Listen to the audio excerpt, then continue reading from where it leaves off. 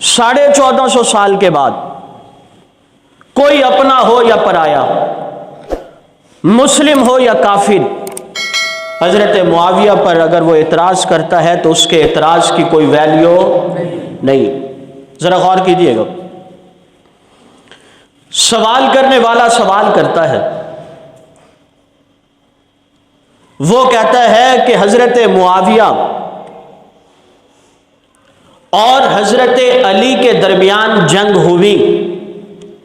میں نے کہا ہوئی، جنگ صفین، حضرت علی اور حضرت معاویہ کے درمیان یہ جنگ ہوئی اور منافق دونوں طرف سے آگ بھڑکائی اور جنگ بھی ہوئی، لہٰذا وہ کہتے ہیں ایک طرف شیر خدا ہے، ایک طرف امیر معاویہ ہے، وہ کہتے ہیں میں امیر معاویہ کو حق پہ نہیں مانتا، میں حضرت علی کو حق پہ مانتا ہوں۔ وہ کہتے ہیں تمہارا حشر ہو حضرت معاویہ کے ساتھ، ہمارا حشر ہو حضرت علی کے ساتھ۔ میں اسے جواب یہ دیتا ہوں جو حضرت معاویہ پہ اعتراض کرے گا، میں کہتا ہوں غور کر، حضرت معاویہ حضرت علی جنگ کرنے کے بعد، دونوں لڑنے کے بعد بھی ایک ہیں، اور یہ اصول غلط ہے۔ اصول اس لیے غلط ہے، آج ہر شخص یہ کہتا ہے جب دونوں میں جنگ ہوتی ہے، دونوں میں لڑائی ہوتی ہے، دونوں میں اختلاف ہوتا ہے، ایک سچا ہوتا ہے ایک جھوٹا ہوتا ہے۔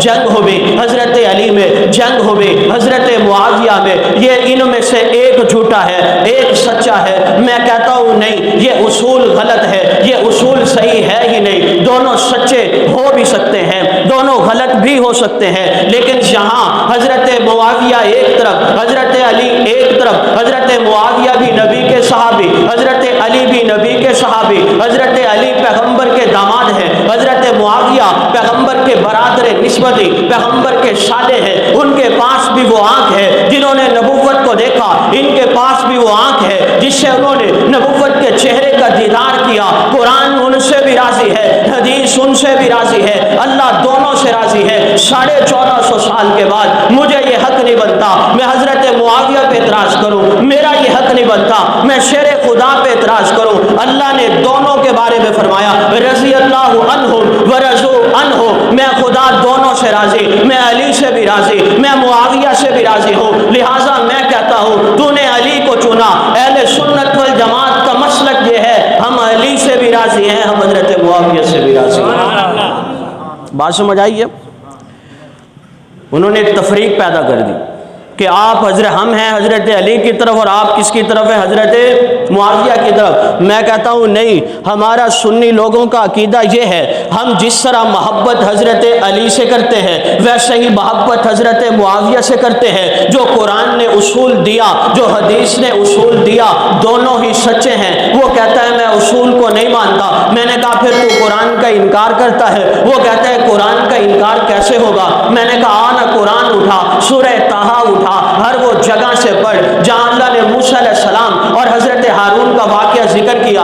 اللہ نے موسیٰ علیہ السلام کو فرمایا میرے کلیم آپ طور پہاڑ پہ آ جائیں، 40 دن کے لیے حضرت موسیٰ علیہ السلام جا رہے ہیں۔ آپ نے حضرت ہارون کو فرمایا، ہارون علیہ السلام کو فرمایا کہ میں جا رہا ہوں، آپ نے قوم کا خیال کرنا ہے۔ حضرت موسیٰ علیہ السلام وہاں پہ ہے، حضرت ہارون تبلیغ کرتے رہے، قوم نے بات نہ مانی، بچڑا بنایا گیا، بچڑے کی عبادت شروع کر دی۔ حضرت موسیٰ علیہ السلام آئے، حضرت موسیٰ علیہ السلام نے گریبان کو پکڑا، حضرت موسیٰ علیہ السلام نے حضرت ہارون کی داڑھی کو بھی پکڑا، اور قرآن میں لفظ ہے لا تأخذ بلحیتی، میری داڑھی کو نہ پکڑیے۔ اب ایک طرف موسیٰ علیہ السلام ہے، ایک طرف ہارون علیہ السلام ہے۔ موسیٰ علیہ السلام بھی سچے ہیں، ہارون علیہ السلام بھی سچے ہیں۔ موسیٰ علیہ السلام سچے اس لیے میں نے قوم پہ محنت کی تھی، قوم شرک کے پیچھے لگ گئی۔ ہارون علیہ السلام سچے اس لیے کہ حضرت ہارون نے اپنی طرف سے مکمل زور لگایا تھا۔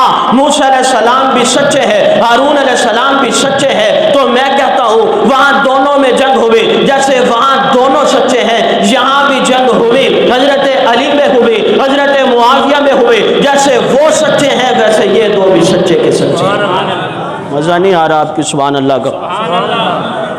آپ کو بات سمجھ آئی ہے؟ نہیں سمجھ آئی نا آپ کو؟ جیسے حضرت ہارون اور حضرت موسیٰ علیہ السلام میں جنگ ہوئی اور دونوں لڑائی ہوئی، دونوں سچے، حضرت علی اور حضرت معاویہ میں لڑائی ہوئی دونوں.